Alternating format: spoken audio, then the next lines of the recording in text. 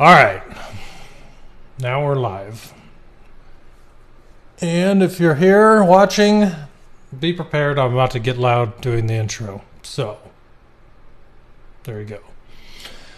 Hello, everybody, and welcome to the third season of the Coffin Corner Podcast. I'm your host, GoodNightPunk, and with me, as always, is my good friend, Richie. Richie, what's up, dude? It's been, forever.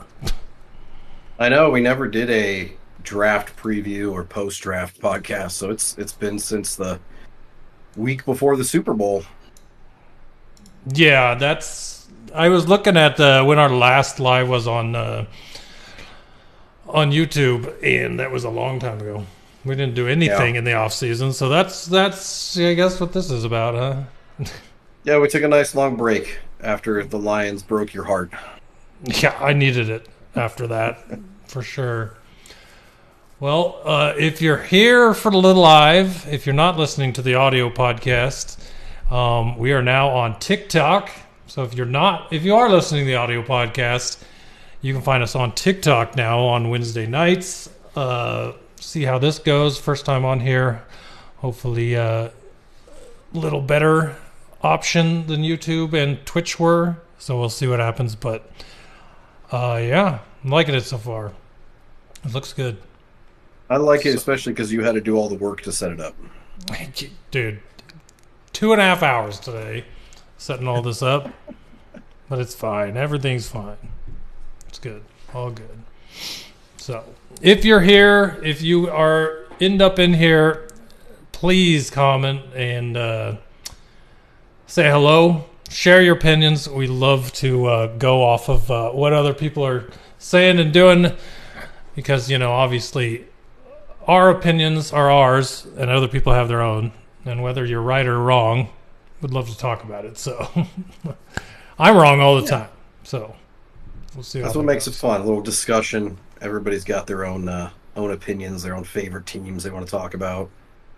Yes, exactly. So, well, we've got a format, tried and true, we've been doing for 2 years, so why not stick to it? So you've got, starting off again for the third year in a row, our top 5 to start the episode. Yes, I thought this would be a fun one to start, especially because we haven't talked football since January.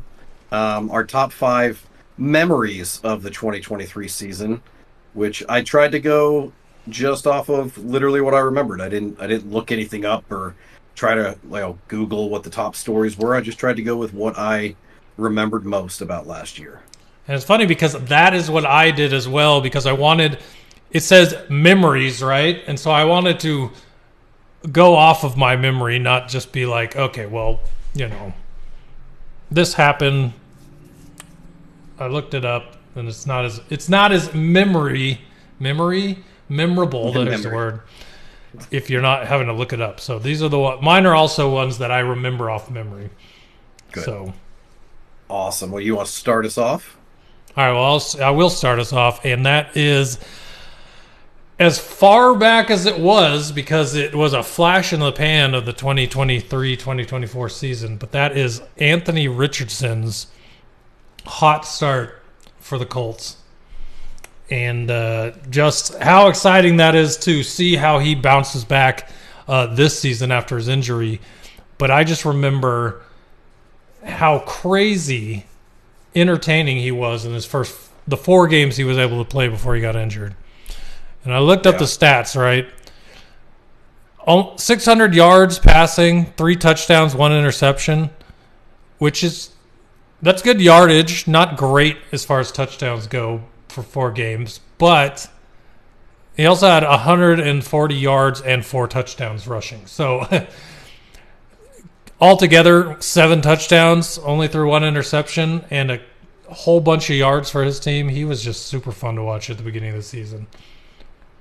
Yeah, he's really electric. The thing I remember is he had to leave 2 of those games early with injuries, at least 2 that I remember. So I think the big thing going into this season for me to watch with him is just, can he stay healthy? Because if he can, Yeah, he could be like Lamar Jackson-esque. Yeah, exactly. So it'll be nice to see him kind of the fork in the road he has right now, where he winds up going on it, because it can go two places. It can go the way of RG3, or it can go the way of, other quarterbacks that came off these injuries, like Lamar, for example, Deshaun Watson. Yeah. So, yeah. What do you got? For sure. So my number 5 was the Chiefs and their constant offensive offsides penalties. All the times they got called and all the times they got away with it. I remember seeing images on like Twitter of the right tackle lined up 2 yards behind the center. Wasn't it Tryon Smith that was constantly? That's the name that comes to my head. No, that's a Cowboys offensive lineman, I thought. Or was. Is it? Who's the? Yeah, now he's on somebody else. I don't remember the right tackle's name. I just remember him being lined up offensively offsides constantly. Right, and he did it constantly in that first game against the Lions at the beginning of the season. I remember that. I can't remember his name. Yeah. Where is he? I don't remember his name either. Juwan Taylor.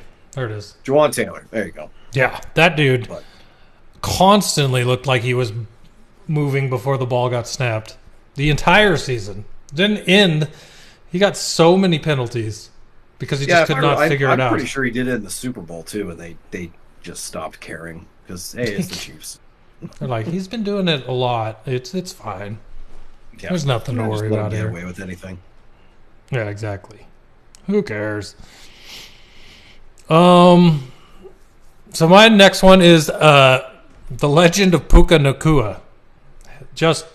I remember I picked him up in most of my fantasy leagues in the preseason after the drafts because I heard an interview with God, no, why can't I remember the Rams coach's name? Sean McVay.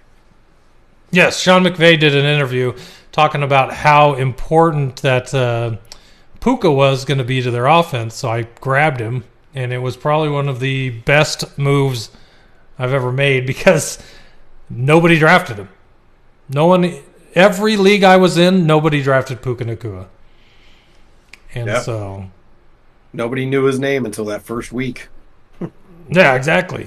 And that first week was just crazy. And then he goes on to set the record for yardage for a rookie. Didn't he set the reception record too? He set a lot of records. I think so, yeah. Yeah. But the other part to that, for me, was Kyren Williams as well. That was same team, same guys. I mean, Cam Akers was supposed to be the guy, but he just could not figure it out on the Rams. And then Kyren Williams comes in and takes every freaking snap the entire year, except when he was hurt. Barely giving anything to anyone else on that team. Just an absolute workhorse. It was crazy. And their plan is to do that again this year, which is weird considering they have they drafted Blake Corum, but they don't plan on using him and like spelling Kyren like a half and half type situation. Maybe more like a 90-10 is what I've heard, which is kind of crazy they draft Blake Corum that high. But yeah, I think Blake Corum is going to get plenty of usage. I don't know. Kyren, he got hurt last year, so he'll get banged up at least once or twice. But it just depends on if Blake Corum can show enough to warrant more usage. But yeah, it's funny. I took Kyren Williams in the last round of one of my drafts because I had heard that he was impressing in camp, and yeah, had a great year. I think he finished number 1 at running back, if I'm not mistaken. Or no, McCaffrey did. So he was, number 2 fantasy running back. So yeah, that was awesome. And now, of course, this year it's like, all right, who's going to be the breakout for, who's going to be this year's Puka and Kyren? Trying to find those guys and stealing them and winning leagues. Which is hilarious because there's no guarantee it's a no-name, right? It could probably be one of the receivers drafted in the first or second round, unlike last year where it was just a guy. I think Puka was a 5th round pick. So, yeah, that might not be a thing that happens this season. It might not be a big surprise. I mean, it'll be probably a surprise between the higher draft picked wide receivers, but yeah, Puka being a 5th round pick, being the best receiver in that draft is crazy. Yeah. It'll be interesting to see if him and Cooper Kupp both stay healthy, just how Matthew Stafford goes off. My number 4 memory is Aaron Rodgers getting hurt like 4 snaps into the season. I mean, I remember watching that game live, and I think it was the first Sunday night game. Mm-hmm. And yeah, you watch it happen, and he hobbles off, and that was the last we saw of him all season. That was crazy. Unfortunately, it wasn't the last we heard from him. Oh, of course not. Because him being injured meant we had to hear from him the entire season, which if he hadn't been hurt, might have been less annoying. He'll be back for the playoffs, or he'll be back in week 15, blah, blah, blah. And yeah, it was... he just got to keep the attention on himself. Yeah. After all the offseason hype around him going to the Jets and everybody talking the Jets up, it was pretty ironic to see him go down right away. Yeah. Was it 4 plays he played last season? Yeah, I think it was. And it's crazy to me that people this season are just hyping him up like he's going to win a Super Bowl after what happened last season. I'm like, can we let the guy play a full game before we start anointing him a Super Bowl favorite? Like, because that's the same thing they did last year. Those Jets are a Super Bowl favorite, and then he goes down, and now he's back, even though he's a year older, and it's the Jets are a Super Bowl favorite. Like, okay, let's see them play, and we'll see what happens. Mm-hmm. Yep, I'm with you. My next one might not, since we're in Arizona, it kind of resonates more with me as a memory than it probably does for anyone else except maybe Minnesota Vikings fans. But that is watching Josh Dobbs get traded for and within a week start week 1 for the Cardinals and then play like 4 outrageous games for the Cardinals and then completely fall off. And then by the trade deadline, get traded to the Vikings. And then the starter gets, who was it? Kirk Cousins gets hurt. And suddenly Josh Dobbs is thrust into the game. And then he does the same thing for 2 or 3 games. It was actually crazy.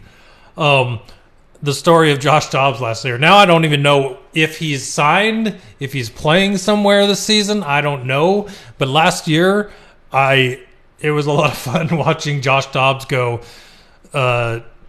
Browns preseason, Cardinals first half of the season, Vikings second half of the season, and still manage to have decent stats as a non-long-term starter. It was weird. Weird season for Josh Dobbs and fun. He went everywhere last season. He is actually on the 49ers right now. Apparently he's a backup. Oh, well, okay. Yeah. He definitely won't be playing this season then. Well, but if Purdy went down, he can probably do pretty well there. Can you imagine? Second year in a row. I don't want to see Purdy get hurt, but I'm just saying if he had to get put in and he did the same thing this year that he did last year, that'd be crazy. Yeah, it would be pretty amazing. My number 3 was the Cowboys getting destroyed by the 49ers on Sunday Night Football in, like week 6 or 7 or somewhere around there. But I remember driving home. I think that was the week that the Cardinals played the Lions, and I was driving home after watching it and listening to them getting absolutely embarrassed after everybody hyped that game up like an NFC championship preview. I am a Commanders fan. I don't like the Cowboys, so it was music to my ears. Yeah, for sure.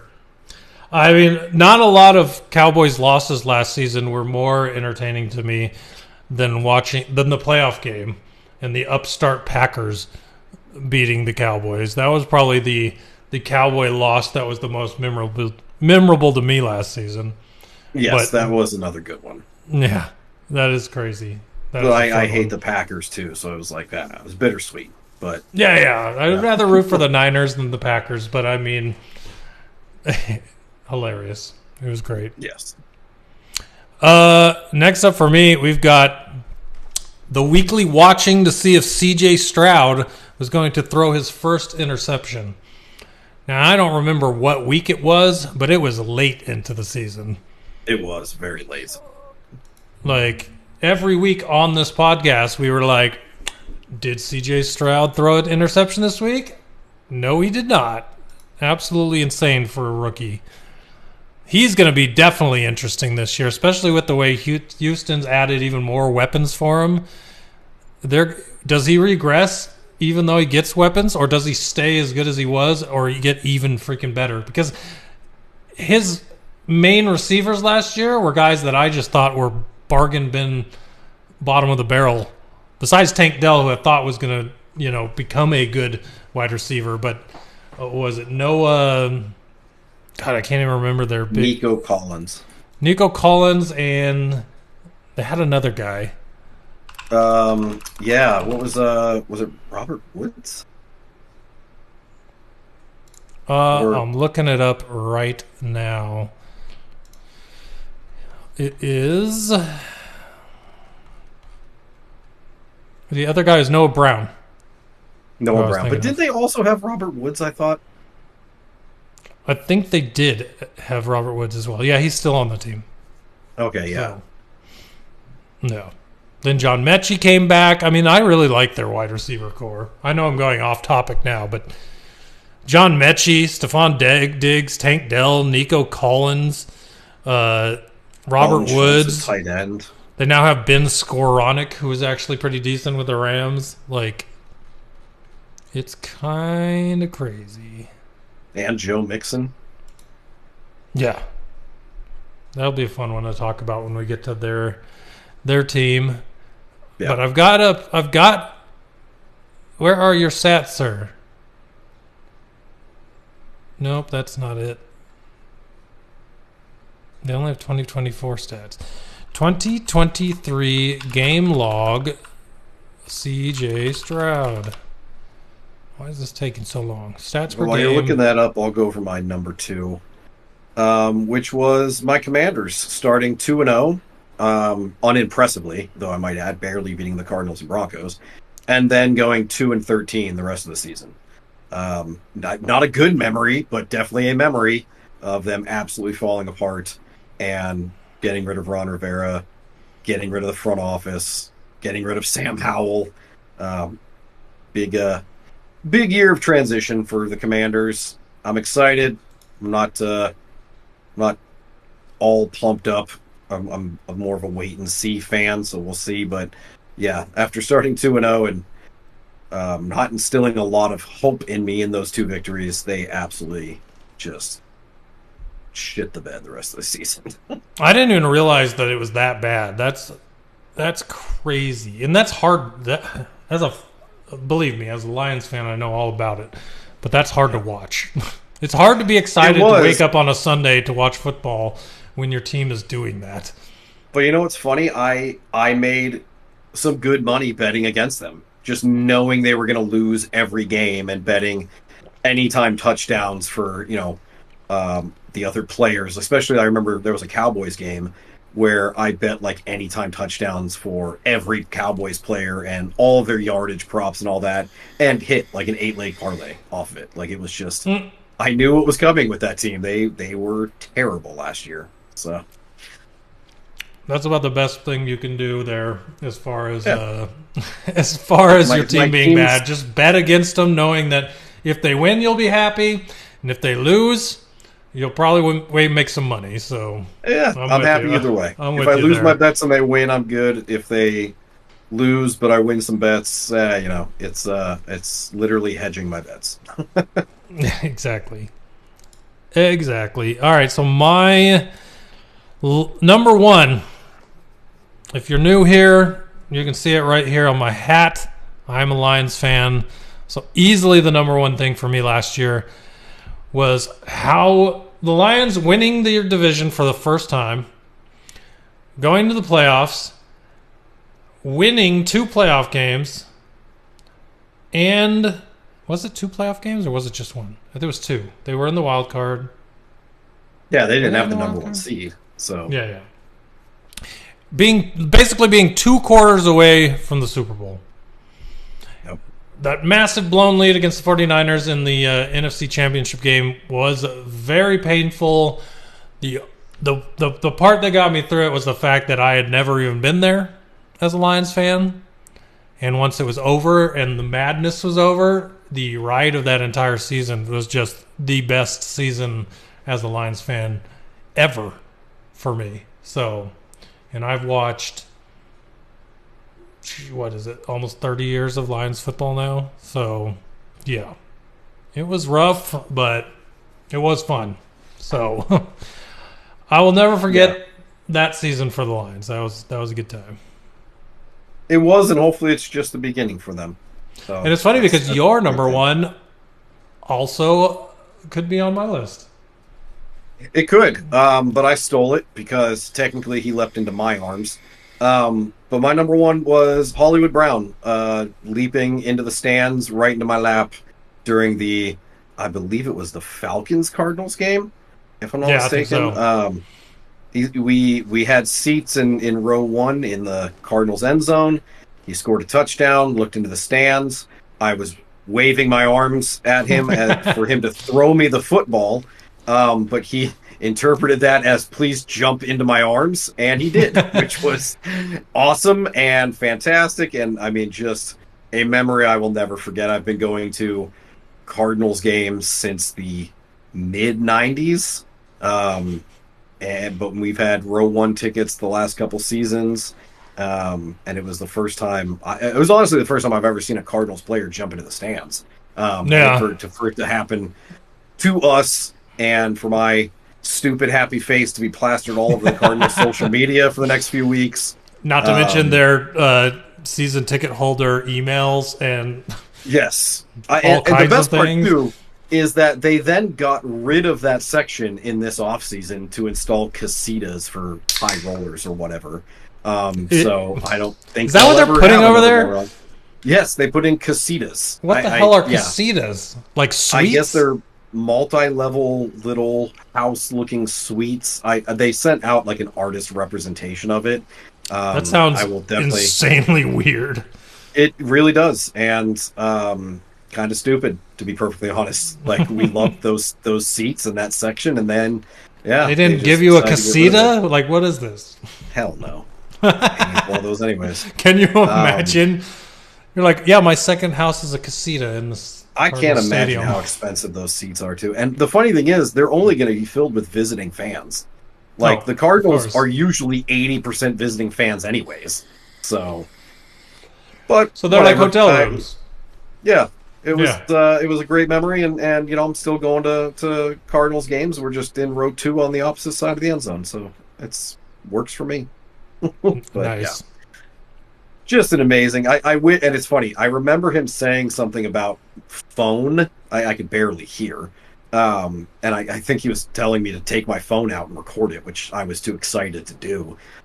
So all I did was just slap his helmet really hard. So I kept smacking him in the chest. Yes, sorry, Hollywood. You got abused. We were hopped up on adrenaline. Yeah, we were very excited that you jumped in our arm. Yes, next time, just give me the ball. I will take that. Yeah. But, all right, well, next up, the Hall of Fame game was last Thursday, or at least 75% of it was. So, yeah. I mean, there are still takeaways. I still have some takeaways.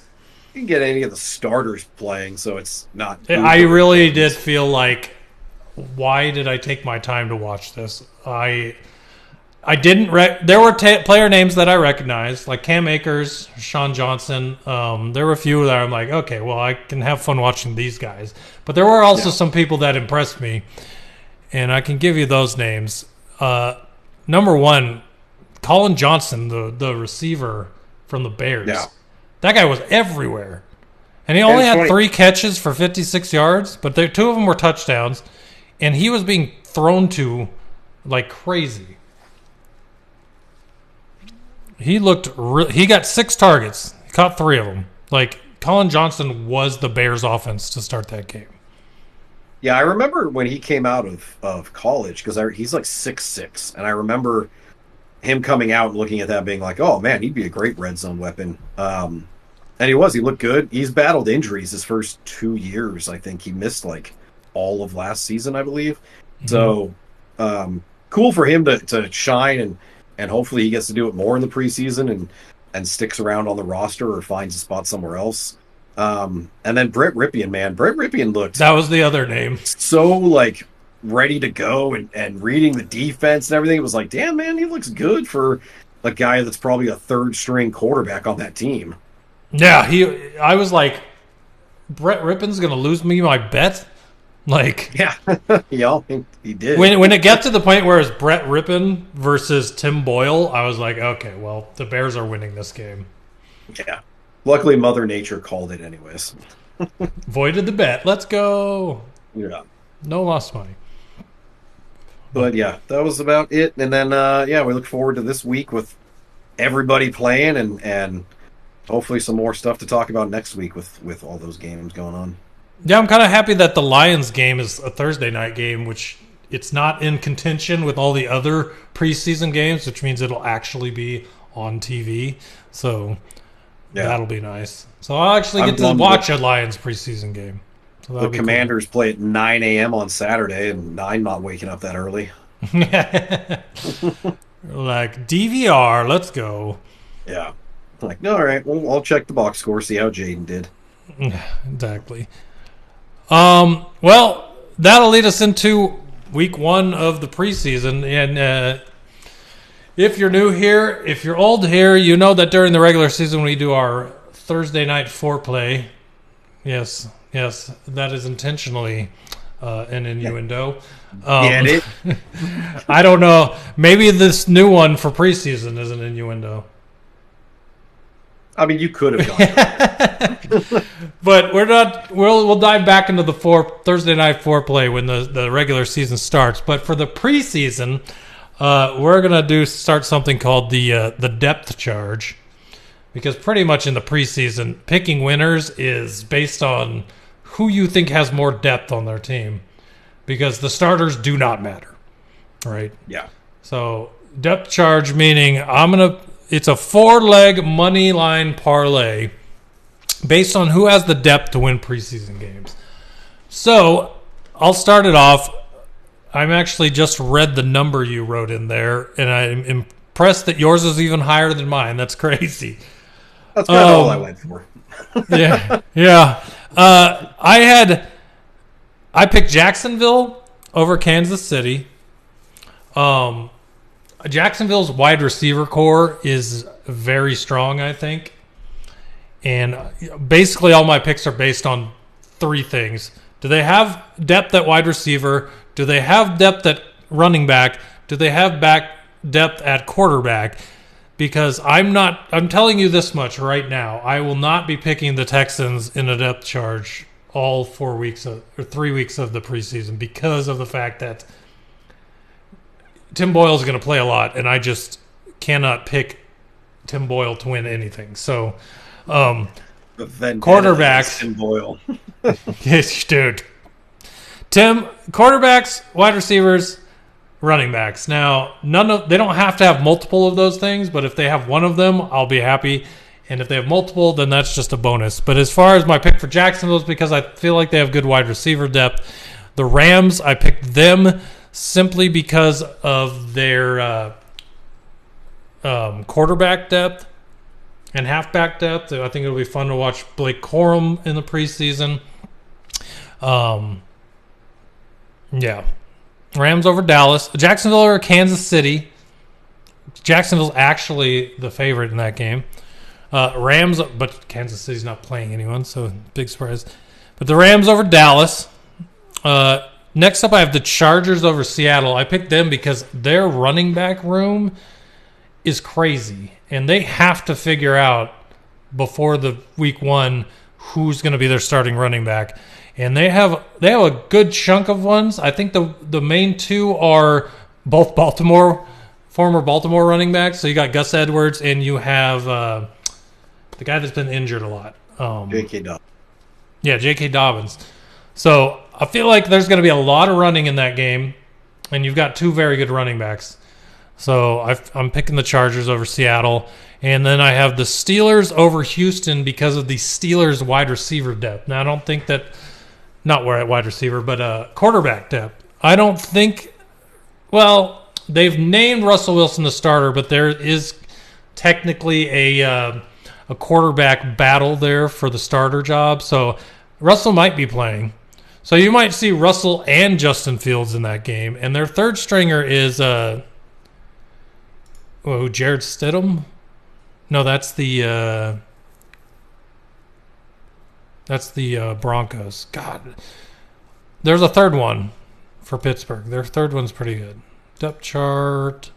I can't remember. Kyle Allen, who I think is a good quarterback. So all throughout that preseason game, you've got good quarterback play. So I'm taking Pittsburgh in that one over the Texans. Also, I'm taking the Chargers over the Seahawks. I agree with you. The running back room in LA for the Chargers. Plus, Seattle, I'm not a Geno Smith believer, and their backup is Sam Howell. So, yeah, even when Sam gets in the game, he's just going to throw interceptions. I'm also taking Carolina over New England. They're both terrible teams, but I think New England's worse. And Carolina, I like Jonathan Mingo. I like their rookie, whose name is escaping me right now, the Xavier Legette. And then I still think they have Andy Dalton as their backup, which he did pretty good last year, filling in for Bryce Young. I'm taking the Jets over Washington because it's Washington, and I don't believe my team can win a game until they win a game and I watch it. Not to mention, they spent the offseason building their first string, not their depth. So is the depth as good as what they built in there?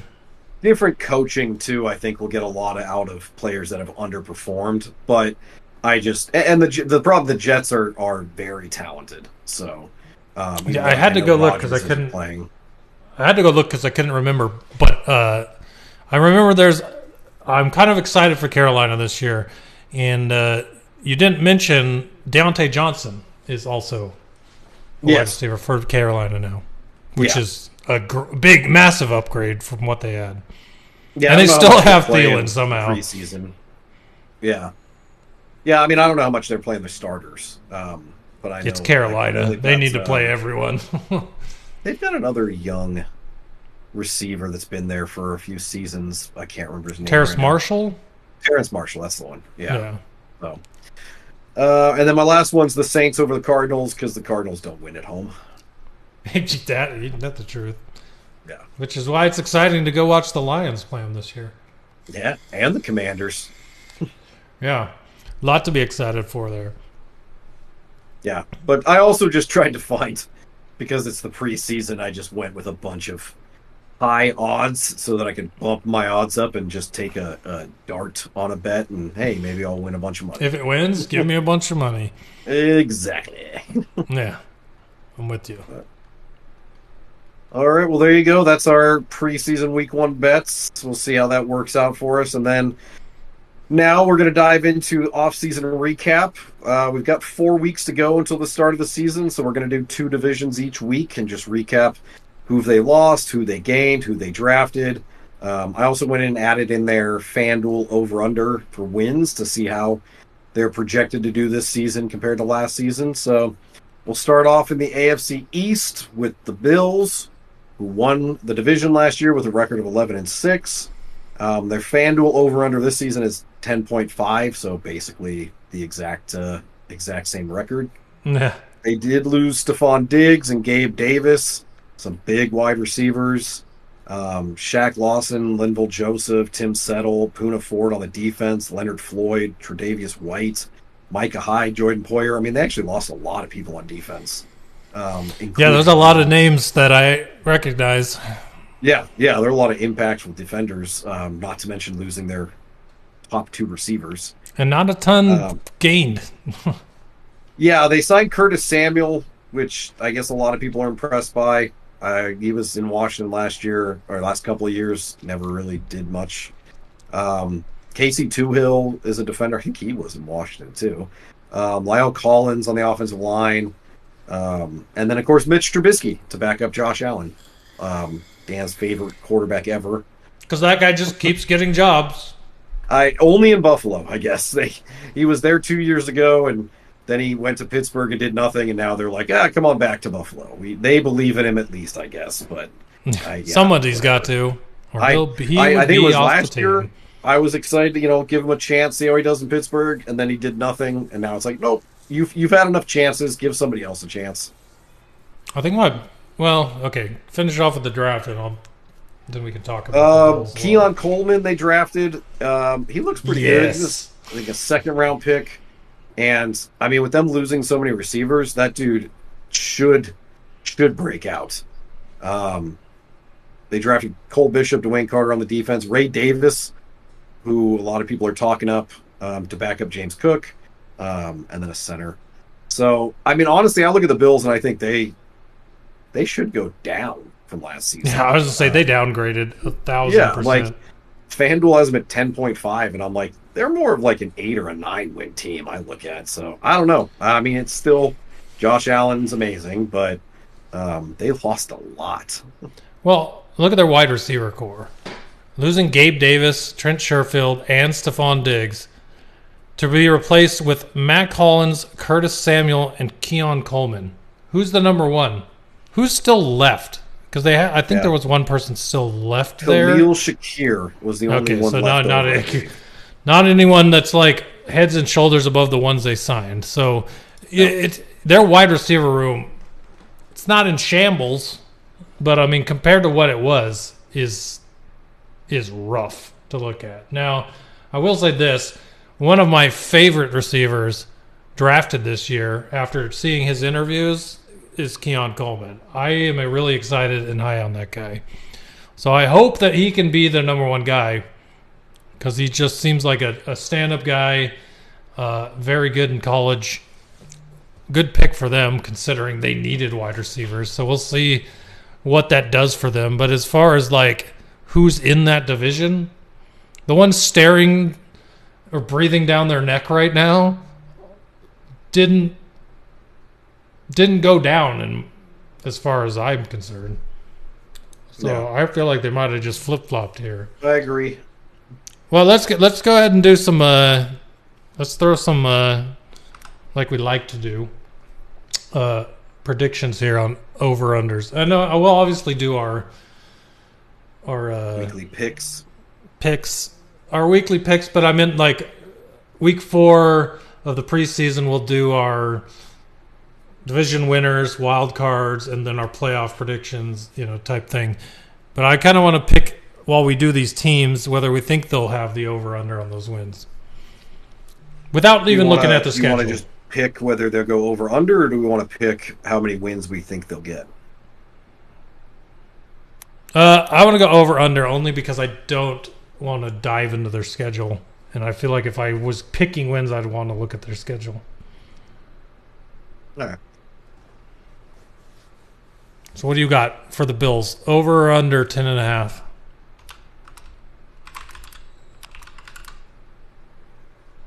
Sorry, my headset's acting up. I'm going to go under 10.5, though. Yeah, me too. Yeah. Because of the, 17 games they play, 8 of them are in their division. Well, yeah, and the Jets should be better if Rodgers is healthy. The Dolphins are still good, so yeah, it's gonna be tougher for them. Yeah, exactly. Well, let's talk about the team right below them last season. Yeah, speaking of the Dolphins, they finished last season at 11-6 as well. They lost Cedric Wilson at receiver, Robert Hunt and Connor Williams, good offensive linemen. Emmanuel Ogbah, Christian Wilkins, great defensive tackle, Raekwon Davis, Xavier Howard, Eli Apple, Brandon Jones, Jerome Baker. So they lost some good offensive linemen, great defensive tackle, great corner. So they definitely took a hit. They signed Jonnu Smith, Calais Campbell, Shaq Barrett, Jordan Brooks, great linebacker, Anthony Walker, Kendall Fuller, who is a pretty good corner. Jordan Poyer at safety. Poyer's great. So, I love that guy. Yeah. And he was a Bill. He was a great safety, but switched off to the other side. Yeah. I think overall the offensive line, though, losing Connor Williams, Robert Hunt, that's going to hurt a team that ran the ball a lot last year with Raheem Mostert and Arcane. Achan. Yeah. Why can't I say that name? Devon Acane. Achan, I think is I think it's Devon Achan. I'm not sure. but yeah, so but they still have Tyreek Hill, they still have Jayden Waddle, they still have Tua. So yeah, I mean they drafted Chop Robinson, pass rusher, Patrick Paul, Jalen Wright. Interesting, they drafted a running back that high when they already had two. And multiple others below the two they had. Yeah. And then FanDuel has them at 9.5 wins after they won 11 games last year. Yeah. Curious that they would have the Dolphins going down, but the Bills staying the same. Yeah, I don't understand the numbers on these. Now, I'm not a guy that does. I think the Dolphins, they might not be as good running the ball, and their defense, losing Howard and Christian Wilkins, may not be as good. But personally, I still think they're going to compete for the division title, and I'm picking them to go over 9.5 wins. I think they'll win 10 games easy. Yep, well, I'm with you. I believe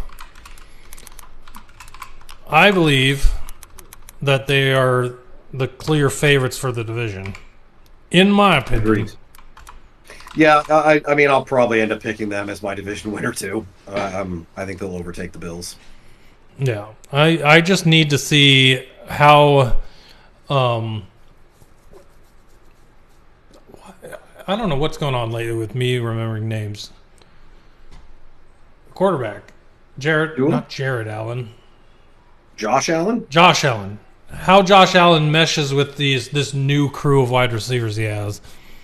Yeah. If it doesn't take very long, then that's going to be very good for them. But, also, what is the skill cap for those wide receivers he has? So, yeah. Yeah. I think one of them will become his favorite target and definitely pop off, whether it be Shakir or I think it'll be Keon Coleman personally, but we'll see. But yeah, we shall see. We shall. Next up, we have the Jets, who finished last season 7-10. Not bad considering their starting quarterback went down 4 plays into the season. Seriously. They lost Dwayne Brown, Billy Turner, Laken Tomlinson, Connor McGovern, all on the offensive line. Carl Lawson, Bryce Huff, Jordan Whitehead. But they signed Mike Williams, Tyron Smith from the Cowboys, Morgan Moses, who's a great tackle, Hassan Reddick, Javon Kinlaw, defensive tackle. And they drafted another offensive lineman, Olu Fashanu, who was fantastic. Drafted a receiver, Malachi Corley, and a running back, Braylon Allen, with their highest draft picks. I mean, to me, the Jets' season comes down to if Rodgers is healthy. If he plays the whole year, they have so much talent on that team that, they should definitely have a much better record than 7-10. Yeah, and they didn't lose a ton, right? They lost Laken Tomlinson is a good guard. Connor McGovern, good center. But they also picked up Tyron Smith, who was a Cowboy and is now a Jet. Yes. Morgan Moses, good one. I mean, they replaced what they lost. The thing that confuses me is Son Reddick signed and then immediately asking to be traded. Did he? I did not see that. Yeah. He does not want to be there. Huh. That's I'm like, really why weird. Did you sign there then? I guess they offered him a bunch of money and then he gets there and he's like, oh, I actually hate it here. His name's been coming up constantly on Sports Talk here in Arizona because of the BJ Ojulari injury. And they're like, well, do we bring back Hassan Reddick? He doesn't want to be in New York. That's too funny. So, the Jets, so FanDuel has them over under 9.5. Makes sense. They should be better. I'm going to go with the under, though. I think 8 or 9, personally. So, yeah, I'm going to go with the under. I would say maybe a few more wins. Having Mike Williams, getting Aaron Rodgers back, you're still in the division with the Dolphins and the Bills. And as much as the Bills lost, I still feel like the Bills are better off than the Jets. So the Jets got to find their wins in other spots. So I'll take that under too. And I think you're right in the 8 and 9 range is good. And that's still good enough to make the playoffs, so which they might do. Yeah, if Rodgers and Williams and everybody stays healthy, they could win 10, 11 games. But Mike Williams never stays healthy, and now Rodgers is a year older, coming off a torn Achilles. So it's we'll see if they can get 17 games out of everybody. Yeah. Yep, that'll be interesting. And last but not least, we have the New England Patriots, finished last year 4-13. They have a new head coach in Gerard Mayo. Bill Belichick is gone for the first time in like 25 years or something crazy. They moved on from Mac Jones. They let Ezekiel Elliott walk. Mike Gesicki. They lost Trent Brown. J.C. Jackson, safety Jalen Mills. They signed Jacoby Brissett to back up their new rookie Drake May. They signed Antonio Gibson, who I like. KJ Osborne, Austin Hooper, tight end. A bunch of people I don't really know. But they drafted Drake May, 3rd overall. Jalen Polk, good receiver out of Washington in the 2nd round. Javon Baker. The problem is that it doesn't look like Drake May is going to be ready to start the season. All right. So they're going to go with Jacoby Brissett, who has played well as a fill-in quarterback. He did well for Washington a couple games last year. He did well for New England a couple years ago. But overall, I mean, this is a rebuilding time for the Patriots, obviously. Losing Belichick is huge. See how Gerard Mayo does as a new head coach. They finished last year 4-13. FanDuel has them at 4.5 wins. Personally, I'm going to go under on that. I really think the Patriots are going to be fighting for that number 1 pick. I mean, I like Ramondre Stevenson, but it's going to be rough going for them. I don't know what to expect out of Gerard Mayo. I don't know what to expect out of Drake May when he plays. Yeah, I think the Patriots are a 2 or 3 win team, or 4, but getting 5 wins, especially in that division. You think they're worse? I think they're worse. I think they're way better than they were last year. What did they lose that was right? But like, what did they lose that was massive to their team? Bill Belichick. Yeah, he was good for 4 wins last year. Right, so and then you lose him, and now you're going to get more wins? I don't see them. I mean, yeah, they may get 4 or 5, but the good news is that coaches don't go on the field and play the game. So whether it's a coach downgrade or not, the actual skill positions are all upgraded. And Demario Douglas, having him, getting Jalen Polk, Drake May, losing Ezekiel Elliott, the old running back, and then their defense getting what they got. They got Antonio Gibson to replace Elliott, which is a massive upgrade in my opinion. They are only better. I am definitely picking them over 4.5 wins. You saying 2 just boggles my mind. I think they're going to be one of the worst teams in the league. I don't agree. I disagree. I'm taking the over on the 4.5 wins. Right. I think they'll get 5. Taking the under. Well, I think 4, probably 4. So they're better than they were last year, and they had 4 last year. So I would definitely pick it over. We weren't going to agree on everything. We never have. Yeah. All right, well, there you go. That is the AFC East. So we'll stick with the East, and we're going to go to the NFC East. And we're going to start with the Cowboys, who won the division last year, 12-5. They lost Tony Pollard, Michael Gallup, Tyron Smith, we talked about, Tyler Biadasz.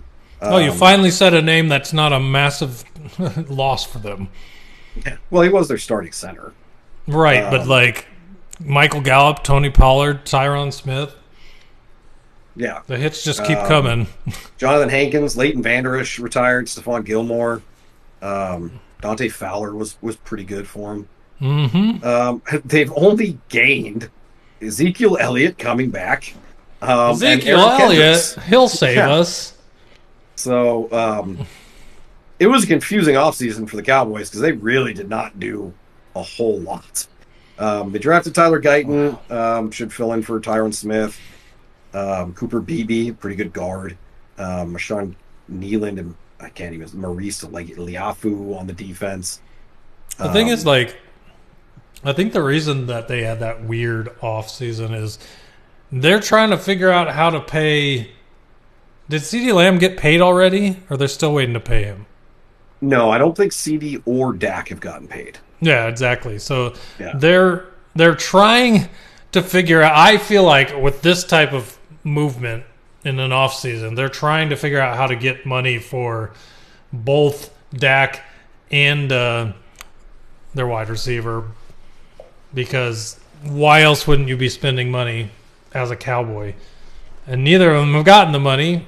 And if to be completely honest, if they lose CeeDee Lamb, I don't even know what that offense is. Dak, on the other hand, you're going to lose a lot of yards and touchdowns, obviously, with Dak. But the team's good enough. If you put someone else there, you sign a veteran quarterback that's got legs under him, not a rookie, they'll probably be much better off than they would be if they did not keep CeeDee Lamb. So it's just a weird situation in Dallas, especially with that offseason. As far as what's lost and then gained, it's interesting. And then for them, that over-under number is hard to predict. Yeah, bringing back Zeke, I mean, it makes sense. They didn't have anybody else. But I don't know how useful Zeke's going to be at this point in his career.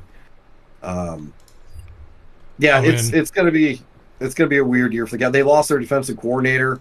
Their defense has been fantastic the last couple seasons. Can they keep that going without Dan Quinn? We'll see how much Dan Quinn had to do with it. But yeah, it'd be an interesting. Luckily, they play in the NFC East, so they're guaranteed at least 4 wins against the Giants and Commanders. Yeah, and the good news for them is that they're getting back Trevon Diggs this year, who was hurt all last year. Yeah. And then they still have Micah Parsons, who also is going to need money at some point. Yep. So they're only going to be able to pay like 4 or 5 top guys, and they're going to have the rest filler. Yeah. Well, Micah Parsons, Trevon Diggs, CeeDee Lamb, and Dak Prescott are going to make all the money, and you're just going to see they're going to fill in the rest of the blanks, I think. Yeah. That's probably what they're going to have to do. FanDuel has their over-under at 9.5. That's a steep drop from 12 wins. I'm going to go over. I still think they get to 10 wins. Fortunately for them in that division that they're in, I can see them continuing to do well. Simply because nobody knows what the Commanders are going to be, and nobody knows what the Giants are going to be. So yeah, I think the Giants Commanders should be better, but they're not quite ready to start knocking off the Cowboys or Eagles. So let's say both of them win at home against Dallas, and that's possible. And take that. Take 2 of those last year's wins away. I don't know. I'd have to look at the record to see if that's what actually happened, but that's still 10 wins. So right, I'll still take that exactly. over. I think 10 wins for the Cowboys is pretty easy, or should be. But we shall see. And then the Eagles finished second place in the NFC East at 11-6. Did go on to the playoffs, and they're the ones that lost to the Cowboys in the divisional round, or not Cowboys, the Lions in the divisional round, right? Was it the Lions Eagles? Oh no, the Eagles lost to the Bucks. Lions beat the Bucks. Yeah, Eagles lost to the Bucks in the first round, which was a surprise. But they lost Marcus Mariota, backup, DeAndre Swift, and Rashad Penny at running back. Jason Kelce retired. Hassan Reddick left. Fletcher Cox retired. They've lost Nicholas Morrow, Zach Cunningham, Shaq Leonard, all linebacker, and Kevin Byard at safety. So quite a bit on the defense. But they did gain Saquon Barkley, Bryce Huff, Devin White, Chauncey Gardner-Johnson's back. They drafted Quinyon Mitchell and Cooper DeJean, both corners that were highly regarded. Will Shipley, Jeremiah Trotter Jr., which is cool because his dad played for the Eagles, so that's pretty neat. No. Their over-under is 10.5. I'm going to go over simply because no one wins the NFC East 2 years in a row, meaning that the Eagles are clearly going to win the division this year. Yeah, and I just feel like they're the best team in that division. Yeah, I agree. They also have, who is their new offensive coordinator? He was with the Chargers last year and the Cowboys before that. Kellen Moore? Thank you. Yeah, Kellen Moore. So, should be airing the ball out a lot. I like Saquon Barkley. To me is an upgrade over DeAndre Swift. So, yeah, I think 1,000%. Yeah, I like them to win 11 at least again, if not 12 or 13. It's crazy how the Eagles traded for DeAndre Swift and then let him go after a year. Yep. And didn't they give up a high pick for him too? Wasn't it? I think it was like a third round. Oh, okay. Yeah, that's still pretty good. I don't remember the trade. Yeah. I might be talking out of my ass, but yeah, I thought it was like a second. I don't know, but see, I thought. Well, yeah, and then they signed Saquon Barkley to fill in for him. It's like, oh, it's even better now. So, and the defense should be better with. Yeah, it was a fourth round and a seventh round for Swift. Oh, okay, that's not that bad. But for a 1 year rental. No. But yeah, I think we agree. Eagles, but I mean, like they only lost Olamide Zaccheaus at wide receiver. Gained Devontae Parker and Paris Campbell, who I think are both good receivers. So, yeah, they're doing. And they already had Devontae Smith and AJ Brown, so it's like all they needed was a slot receiver. Yeah, someone to fill in that third spot, and I think they got that. The interesting part will be to see how Devin White, CJ Garner Johnson fills back in after his injury. Zach Bond's a good one. How they all fill in for the losses on defense, because there were a lot of them. But, yeah. And the biggest thing, right, is you don't see an addition here from the gained or the draft of a center. So they're rolling with whoever they had backing up Kelce last year. And you got to hope that he can be a third of what Kelce meant to their offensive line in all the years that he played. So, those are big Kelce, shoes to step into. Yeah, that's huge. Losing Kelce and then losing Fletcher Cox on the defensive side. I mean, they lost two of their biggest leaders on either side of the ball. But I still, I mean, again, in the division, they should be okay. Next up, we got the Giants, finished 6-11 last year. They obviously lost Saquon Barkley, we just talked about, Paris Campbell, Darren Waller retired, A'Shawn Robinson, Isaiah Simmons, and Xavier McKinney, defensive losses. They did sign Devin Singletary to be their number one running back. Interesting. Does not move the needle even a half an inch for me. I agree. but they did it. Yeah. John Runyon, Jermaine Elamonior, Aaron Stinney, I don't know any of those guys. Brian Burns, great pass rusher. Jalen Mills, good safety. Drafted Malik Neighbors number 1, so they finally have a top receiver for the hell's his name? Daniel? Yeah, Daniel Jones, thank you. Daniel Jones. I wanted to say Jacobs for some reason.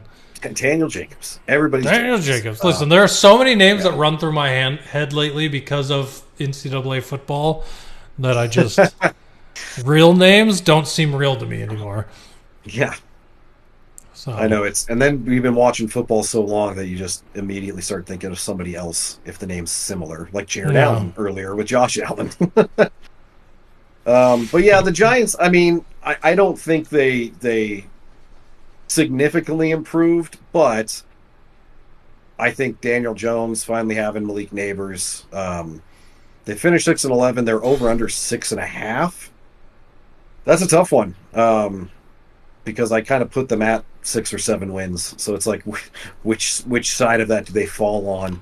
I'm going to go over, though. I do think they get to 7 wins. Yeah? Okay. I do. I know losing Saquon Barkley's big, but I think they're going to pass the ball more. And they still have Jalen Hyatt. Yeah, I don't know. Who? Jalen Hyatt, I think he was their number 1 receiver. Oh, okay. Last Yeah. year they drafted, yeah. Well, they also still have Wan'Dale Robinson, who I feel is good. Darius Slayton. I mean, it's Slayton, crazy with the Giants that they've not had a number 1, right? But they have all these guys that are decent wide receivers. Now, when we go talk about the Lions, and I don't know how it is for the Commanders, and it would be very similar for the Cardinals, you got your top few guys, and then the people after that, who are they, right? For me, at least for the Lions, looking at the Giants' wide receiver room, they don't have anyone that's separated themselves like Justin Jefferson, Jamar Chase. They don't have a guy, but they have decent guys, right? Like, I would take Wan'Dale Robinson as a third guy on my team. I would take Darius Slayton as a third guy on my team. I would take Allen Robinson II, who's also on their team. On that team? Oh, wow. On my team. I would take Jalen Hyatt on my team, like, as my third guy. There are so many wide receivers with name recognition for me there that just underperform every single year. Not every single year. They'll perform great one year and then just go back to being pedestrian the next year. And then the next guy will be great, and the other one goes back to being pedestrian. And they just do this, like, musical chairs thing with these wide receivers. They need a guy, and hopefully Malik Neighbors can be that for them. But on any given Sunday, any of those wide receivers, I feel like, can win you a game. I don't know. And it's crazy. Yeah, well, no, I agree. Plus, Malik Neighbors taking, a lot of the attention from the defense. I think it's going to make it easier for the other guys, and I think Daniel Jones should have a pretty good season. The running thing concerns me. I mean, Devin Singletary is a huge step down. Wow. But yeah. So where did he even play last year? Texans? He was in Houston, I think. Yeah, he was. Damian Pierce did nothing. Devin Singletary was their guy. And he had, let's see, in 17 games played, he had 898 yards and 4 touchdowns. Yeah. So, I mean, yeah, I don't know, man. I'm putting a lot of stock into losing Saquon Barkley, and I'm going to say they get 6 wins again. Yeah, no, that's fair. I'm going over just because I think they get 7. I get them getting more than 7. It would be outrageous. But I give them one more win just because I think Daniel Jones is primed for a pretty good year. So I think this is not one I feel confident in, though. Yeah. No, I'm with you. I think what gives me pause on the 7 is just the simple fact that 7 team. At least one 7-win team went to the playoffs last year, right? And I do not see the Giants as a playoff team, so I don't think they would make it at 7 wins in the NFC. But I think 7 was that the NFC South that the winner only had 7 wins. Whoever played with the Saints and the Falcons and that really bad. Yeah, that would be the NFC South. Yeah. I remember. Yeah, was that last year or 2 years ago? But I do remember that when that happened. Yeah. Yeah, no, I again, this is one where it's like, yeah, just take a chance on them getting one more win. Yeah, I got you, man. And then last but not least, we have the Commanders. Talked about they finished 4-13. They have new head coach Dan Quinn. They lost a lot of players. Don't know how much talent they lost. Jacoby Brissett, Sam Howell, Antonio Gibson, Curtis Samuel. Kendall Fuller. Cameron Curl was probably the best player that they lost. They let him walk, didn't re-sign him at safety, which is a bummer because he was a very good safety for them. But they did sign a bunch of people. Marcus Mariota, Austin Eckler, love that. Zach Ertz, love that. Cleveland Farrell, Dante Fowler are big names. Bobby Wagner, fantastic signing. Frankie Louvu, Jeremy Chin. That's a good one. Yeah. And losing draft, Joey Sly to pick up Brandon McManus, I feel like it's going to be a nice upgrade too. It should be. But then I believe they actually got rid of McManus because he was accused of like beating somebody or something. I'm pretty sure that. Yeah. So now they have different kickers who I could not tell you their names. Ticklish, just bring him in. Oh, he's at least 8 years older than he was when he tried out for the Lions, but whatever. It's a kicker. Give him a chance. But they did a lot of work in the draft. Jaden Daniels, obviously. Johnny Newton was a big defensive tackle that fell. Mike Senristol from Michigan. A lot of people are talking about him. Ben Sunnett, tight end. Brandon Coleman, who is now possibly starting at left tackle. Luke McCaffrey, brother Christian. And Jordan McGee getting a lot of hype out of training camp as well. So the thing with the Commanders is on paper, they should be better. Better coaching staff, a lot of better talent on both sides of the ball. They won 4 games last year. Their over-under is 6.5. I'm giving them 6 wins, so I'm going to go under. I mean, I could have bet that you would have bet the under on your team. I definitely have bet the under on FanDuel. Oh, well, I'm not surprised. Yeah. I don't know, man. And it's funny, I want to give them the same amount of wins as the Giants this season, which when we talked about the Giants, my guess was 6. So I guess I'm going under as well because they've got it at 6.5 for some reason. So I think they made a lot of good signings. I really like Eckler. Ertz to replace Logan Thomas is huge, especially since this is previous coaches, previous quarterbacks. They've used their tight end a lot. So I don't know if that's going to continue. But it should, because Cliff Kingsbury knows Zach Ertz from Arizona. So I think he's going to use him quite a bit. Yeah, okay. Well, perfect then. That just makes it that much better that they were able to get Ertz. Dante Fowler and Bobby Wagner for the defense, as well as Jeremy Chin. Yeah. That's like everything looks better on paper. Now the question is, obviously, can they pull it together on a Sunday? Who knows? But I like what they're doing, and I love Eckler. Being a Chargers fan, seeing Eckler go from the Chargers to the Commanders, another team I like. That was a nice thing, because if he'd gone to any of the teams I didn't like, that'd be very upsetting. For example, love Shohei Ohtani when he was an Angel. Cannot stand the fact he went to the Dodgers, and I just do not think about him anymore. And the same thing would have gone for if he'd gone to the Packers, if he'd gone to the Cowboys. Same deal, So seeing him go to a team that I like, hopefully making them better, will be awesome. But as far as that over-under goes, I'm definitely taking the under, with the possibility of them getting to 7. But I'm going to guess 6 on the Commanders.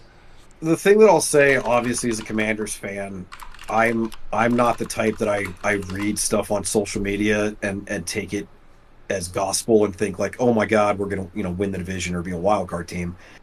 There's a lot of positive feedback around Jaden Daniels. The biggest question, besides how does Jaden Daniels look, is can the offensive line protect him? If they go into week 1 and we play Tampa Bay and they can protect Jaden Daniels and he looks like he's, transitioning well to the NFL, then all of a sudden I'll be like, yeah, you know what? We could win 8 or 9 games, because a lot of those games that we don't have a tough schedule. I mean, we play the Eagles and Cowboys, but we could beat the Giants twice. We could win. We've beaten the Eagles under Ron Rivera when we were a garbage team. So yeah, I mean, I just look at it as trying to be impartial. And I think, yeah, all right, we won 4 games last year. I give us 2 more wins, 6 wins. But I wouldn't, I don't know, man. They could be a surprise playoff team. For sure they could. If everything clicks, yeah. Because they still do have Jonathan Allen, Deron Payne, Terry McLaurin, John Dotson.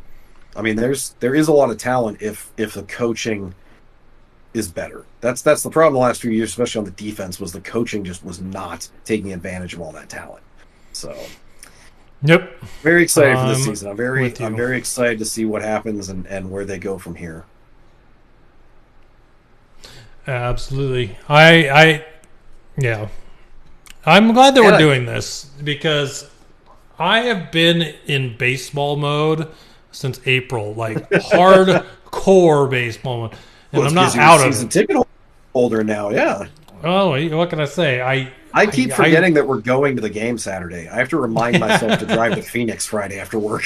I meant to ask you if you remember that, but I still got to sell my tickets for tomorrow. But I've been so hardcore into baseball, I haven't really paid a lot of attention to training camp because it's all fluff anyway, right? Like, this guy looks great. Okay.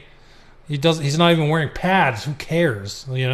So I haven't been in football mode, but talking on this podcast about it, as it always does for the last 2 years, you start reconnecting right back into where you left off at the end of the season or at the end of the draft or at the end of free agency, ready to go. So, I'm super excited to get into next week. Yeah, and preseason games starting up, it gets you even more excited. You got fantasy football drafts at the end of the month. I mean, it's like, this is the best time of the year. If it just wasn't 115 degrees. Yeah, fantasy football draft season is king. It's just the best. So I'm looking forward to that. That'll be awesome. Not to mention the other thing that kind of kept the interest there and the excitement, and more so even just for college football, was when NCAA football came out. And I'm like, okay, it's almost football season. Let's go. I'm ready. Feels good to play some Dynasty mode, even though we haven't played it in like 2 weeks. Yeah, exactly. So, well, there you go. That's our preview for the East divisions. We're going to do 2 divisions each week leading up to the start of the season. We'll recap week 1 of the preseason next week. And every Wednesday and from here until the Super Bowl. Yep. You can catch us here every Wednesday from now until the Super Bowl. When we say you can catch us here, if you're listening to the audio podcast, you can go to TikTok and you can find us at Coffin Corner Podcast on TikTok. That is where we'll be live every week. You can also find us on YouTube at Coffin Corner. That is where we will update the VODs for these live videos. If you just want to sit and watch the video while you're doing whatever, you can find them there.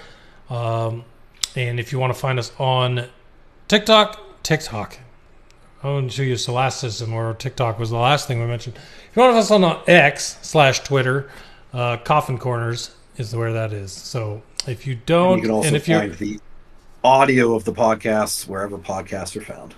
Yes. Spotify, Apple Podcasts, Android Podcasts, Podcaster, all of them. Anywhere you find a podcast, you can find our podcast. So if you want to check that out while you're doesn't mowing hurt the my lawn, feelings if you don't want to look at my face and just want to listen. There's a lot of gray on your screen on my camera. Maybe you don't like. You're one to talk, my friend. I wasn't even talking about you. I was talking about me. I can tell you're worried about it. I thought you were talking about me. I just shaved it all off because there was too much gray. Gotcha. All right, everybody. Well, until next week, we'll be back for a new set of NFC/AFC brother-sister divisions, and as well as some new depth charts, some new top 5, all the good stuff. We'll be back with that next week. So thanks for coming, hanging out for episode 1. Thanks for listening. We appreciate you guys, and we will be back next week.